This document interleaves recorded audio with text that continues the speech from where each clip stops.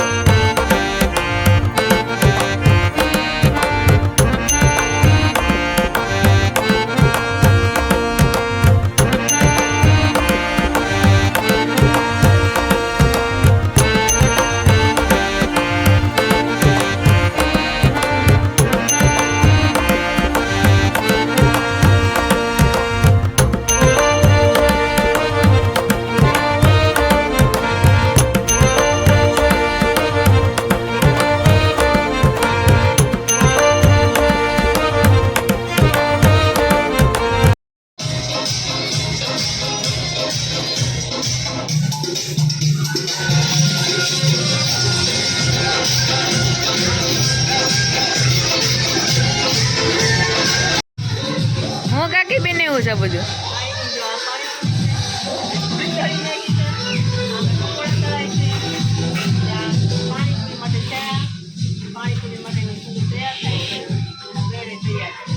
તો કંઈક બનીએ જમવાનું એવું છે.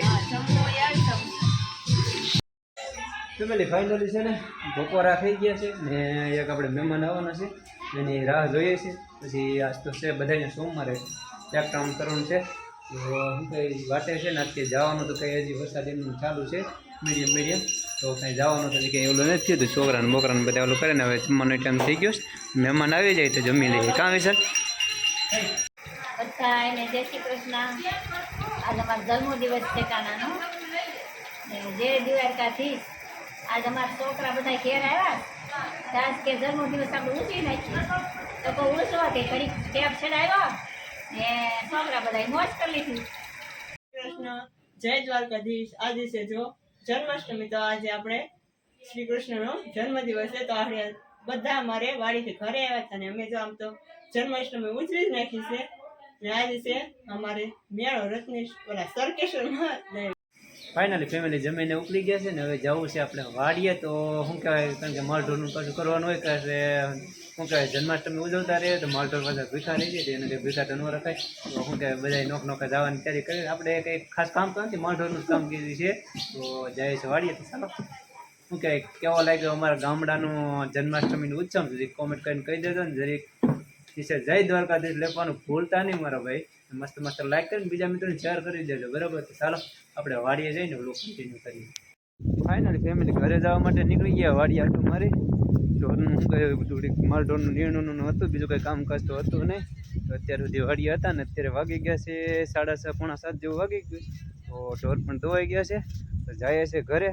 અને શું કહેવાય આખો દિવસ આજ વરસાદનું વાતાવરણ રહ્યું એટલે બહુ ખાસ આપણે મેળાનું શૂટ નથી લઈ શકતા, પણ બને ત્યાં સુધી પાલખીનું અને શું કે મટકી ફોડે એનું બધું આપણે શૂટ લીધું છે ને તમને બતાવવાનો પ્રયત્ન કર્યો છે.